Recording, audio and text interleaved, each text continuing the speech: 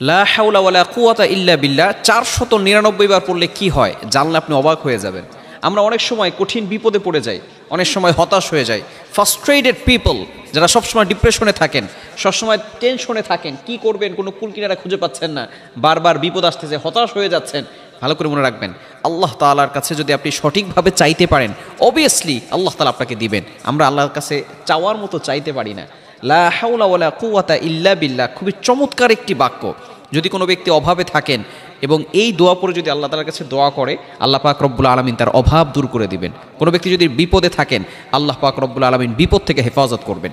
এই আমলটি কীভাবে করবেন আমি বলে দিলে আপনারা সুন্দর করে যদি আমলটা করতে পারেন, অবশ্যই কয়েকদিনের ভিতরে ভালো ফলাফল পাবেন। বিশেষ করে এখন ইয়াং পিপল যারা আছে, অনেকটা দিনের পথে চলে এসেছে, এখন তারা মাজারে গিয়ে চায় না, আল্লাহর কাছে চায়, ঠিক কিনা? এখন তারা দূরে গিয়ে চায় না, আল্লাহর কাছে চায়। বিশেষ করে মা বোনেরা যারা আছে, তারাও এখন সঠিকভাবে কিভাবে কোরআনে আমল করলে ফায়দা হবে, কোন পথে চললে সঠিকভাবে আল্লাহর কাছ থেকে পাবে, এখন অনেক মা বোনেরাও দিনের পথে চলে এসেছে। আমরা সঠিকভাবে এই আমলটি করার চেষ্টা করব। কিভাবে করবেন? লা হাওলা ওয়ালা কুওয়াতা ইল্লা বিল্লাহ এতটুকু 499 বার পড়বেন।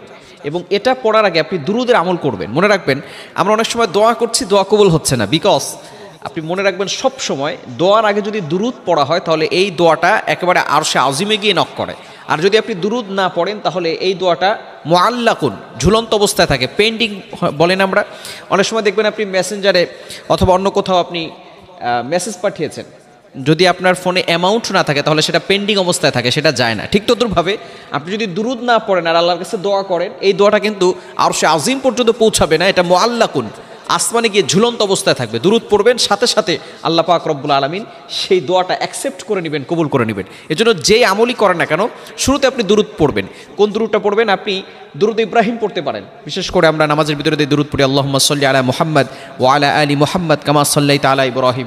এই দুরুদটি আমরা পড়ব। দুরুদ পড়ার পরে 499 বার লা হাওলা ওয়ালা কুওয়াতা ইল্লা বিল্লাহ এটা পড়বেন। পড়ার পরে আপনি লা হাওলা ওয়ালা কুওয়াতা ইল্লা বিল্লাহিল আলিয়্যিল আযীম পুরোটা একবার পড়বেন, তাহলে 500 বার হবে। এরপরে আপনি দুরুদ পড়ে আল্লাহর কাছে দোয়া করবেন। আপনি দেখবেন যা আল্লাহ তাআলার কাছে চাইবেন, আল্লাহ পাক রব্বুল আলামিন সকল চাওয়া পাওয়াগুলো আল্লাহ তাআলা কবুল করবেন।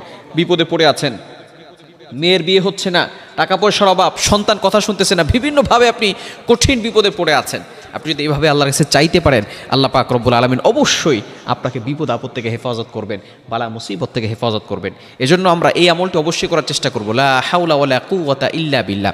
শুধু যে আপনি এশার নামাজের পরে এটা 499 বার পড়বেন বিষয়টা এমন নয়, আপনি এটা যে কোনো সময় পড়তে পারেন। বিশেষ করে এই আমলটি 499 বার পড়ার জন্য আপনি এশার নামাজের পরে পড়বেন। এছাড়া আপনি ফজরের নামাজের পরে 100 বার পড়তে পারেন, লা হাওলা ওয়ালা কুওয়াতা ইল্লা বিল্লাহিল আলিয়্যিল আযীম।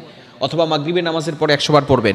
যদি কোনো ব্যক্তি ফজরের নামাজের পরে লা হাওলা ওয়ালা কুওয়াতা ইল্লা বিল্লাহিল আলিয়্যিল আযীম 100 বার পড়ে, আল্লাহ পাক রব্বুল আলামিন মাগরিব পর্যন্ত, সন্ধ্যা পর্যন্ত ওই বান্দাকে প্রটেক্ট ফ্রম অল অ্যাক্সিডেন্ট, সকল বিপদ আপদ থেকে, বালা মুসিবত থেকে হেফাজত করে, বলেন সুবহানাল্লাহ।